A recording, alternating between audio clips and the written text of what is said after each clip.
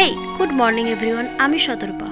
Sorry, সুপ্রভাত এবং শুভ দীপাবলি সকলকে। আজকে কালী পুজো, তাই আজ যদি ভোরে ঘুম থেকে না উঠি তাহলে মা কালী শিওর রুষ্ট হবেন আমার উপর।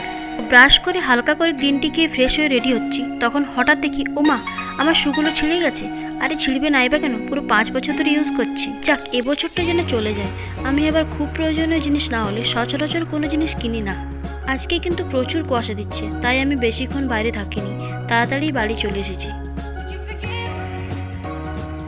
বাড়ি ফিরে কিছুক্ষণ রেস্ট নিই, তারপর মাথায় এলো আজকে তো দীপাবলি, লাইট দিয়ে সাজানোর জন্য কিছু একটা বানানো যাক।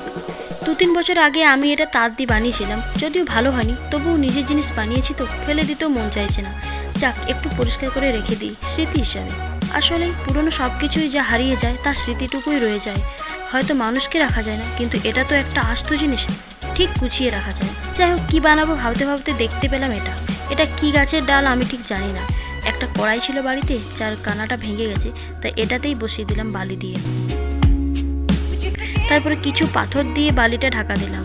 হাতের কাছে তুলি নেই বলে পাথরগুলো কালার করতে পারলাম না, কিন্তু রঙিন বীজ ছিল কিছু, জানি না কিসের বীজ। প্রায় 1.5 বছর ধরে ঘরে আছে, কুড়িয়ে এনেছিলাম হয়তো। তারপর কিছু কাঠি ছিল, ওপরে গেঁথে দিলাম। এই কাঠিগুলো দিয়ে সাজাতে অনেক টাইম লেগে গেছে।